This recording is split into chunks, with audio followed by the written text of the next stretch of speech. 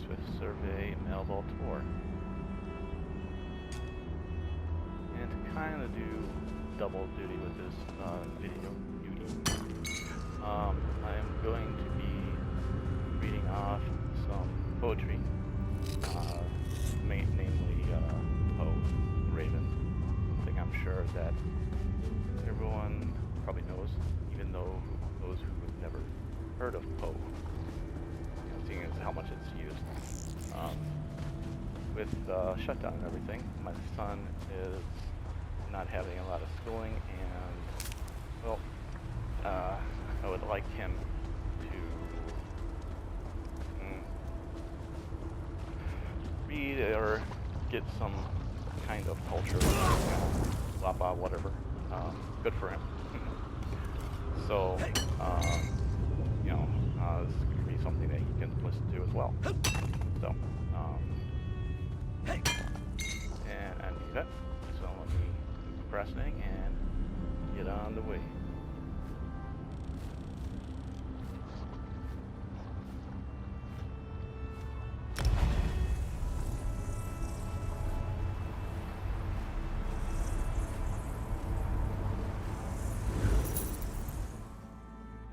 Once upon a midnight dreary, while I pondered, weak and weary, over many a quaint and curious volume of forgotten lore, while I nodded, nearly napping, suddenly there came a tapping, as of someone gently rapping at my chamber door.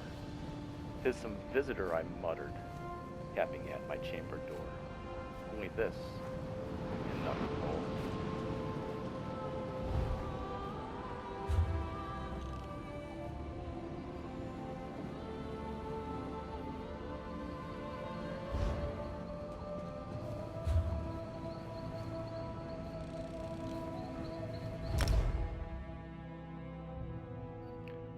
Distinctly I remember, it was in the bleak December, and each separate dying ember brought its toasted palms forth. He laughed. Eagerly I wished the morrow. Vainly I had sought to borrow from my books surcease of sorrow for the lost more, for the rare and radiant maiden, whom the angels name Lenore, nameless here, forevermore.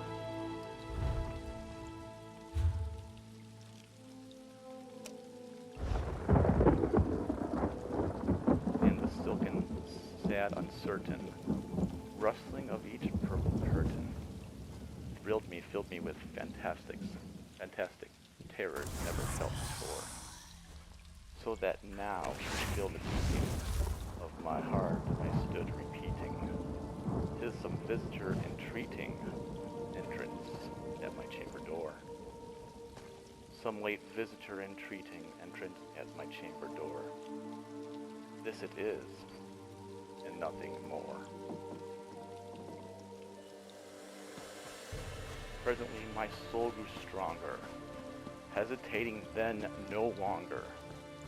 "Sir," said I, "or madam, truly your forgiveness I implore. But the fact is, I was napping, and so gently came rapping, and so faintly came tapping at my chamber door, that I scarce was sure I heard you. Here I opened wide the door. Darkness there, nevermore." Deep into that darkness peering, long I stood there, wondering, fearing, doubting, dreaming dreams no mortal ever dared to dream before. But the silence was unbroken, and the stillness gave no token, and the only word there spoken was the whispered word, "Lenore?" This I whispered, and an echo murmured back the word, "Lenore." Nothing more. Back into the chamber turning, all my soul within me burning. Soon again I heard a tapping somewhat louder than before. Surely, said I, surely that is something. At my window at Tis, let me see then what the read is, and this mystery explore. Let my heart be still a moment, and this mystery explore. 'Tis the wind, and nothing more. Open here I flung the shutter, when with many a flirt and flutter, and there stepped a stately raven of the saintly days of yore. Not the least of the seance made he, nor to been stopped or stayed, but with mien of lord or lady, perched above my chamber door, perched upon a bust of Pallas, just above my chamber door, perched and sat, and nothing more.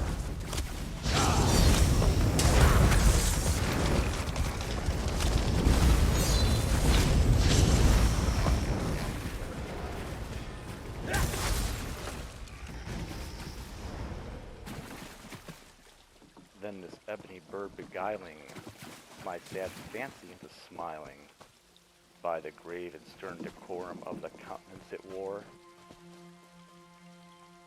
Though thy crest be shorn and shaven, though I said art sure no craven, ghastly, grim and ancient raven, wandering from the nightly shore. Tell me why thy lordly name is. Tell me what thy lordly name is on the night's Plutonian shore. Quoth the raven, nevermore.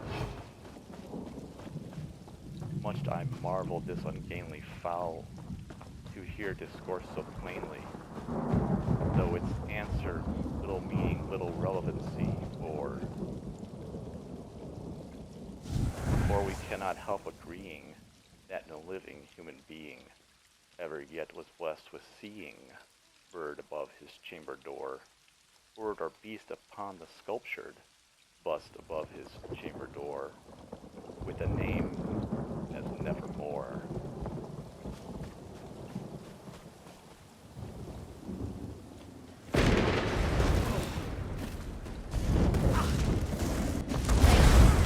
I return to my rest. But the raven sitting lonely on the placid spoke only that one word, as if his soul in that one word he did outpour. Nothing farther than he uttered, not a feather than he fluttered. Still I scarcely I more return than to my muttered. slumber. Not a feather. Other friends have flown before. Till I scarcely more than muttered. Other friends have flown before.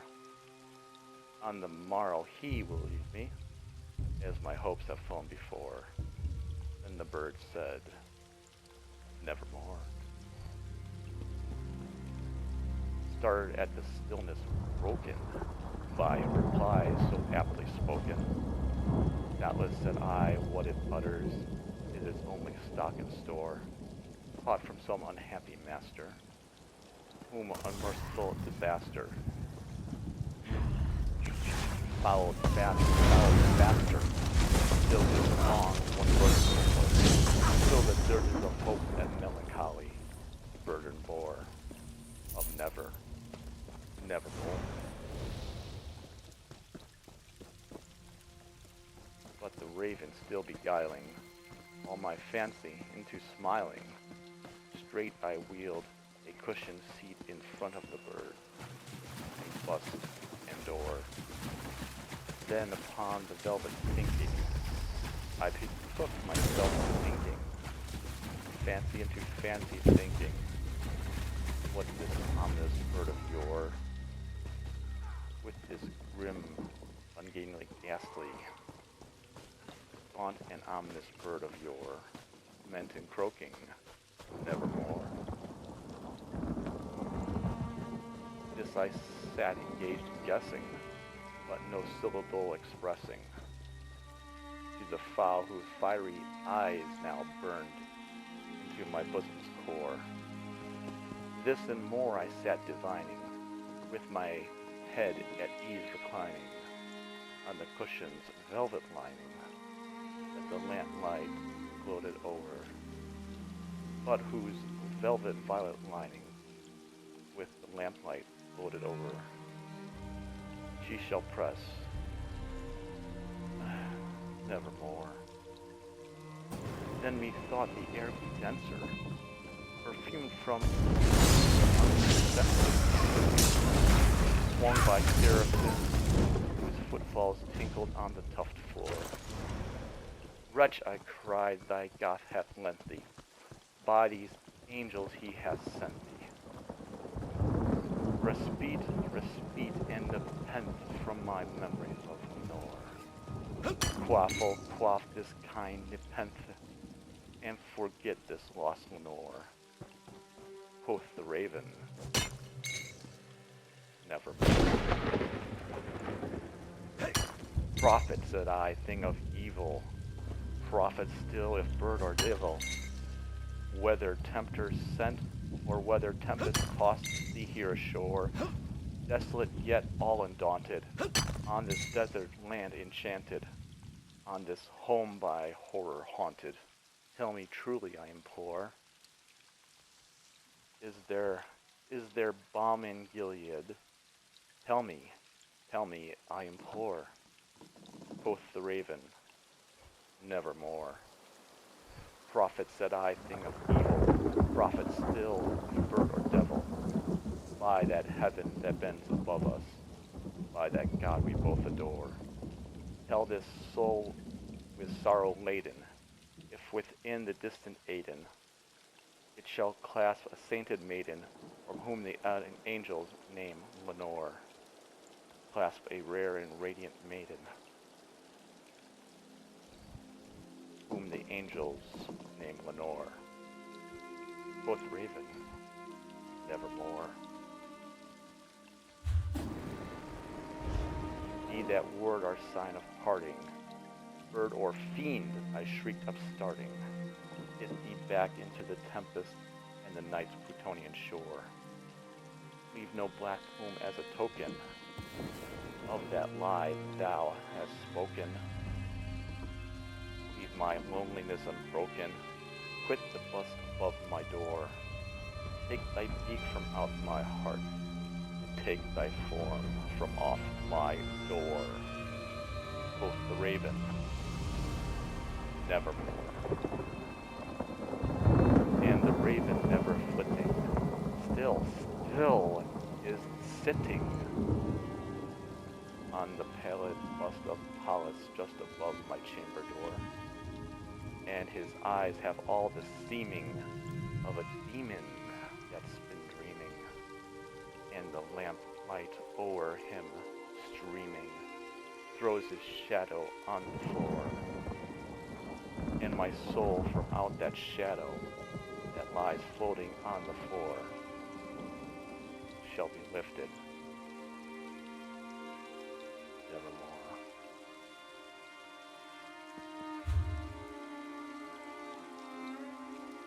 So here is where the story map was. Sorry, I kind of finished reading that before I got back there. Hopefully no one really minded too much. Again, one of my favorite poems is probably this and The Gods of Comic Book Headings.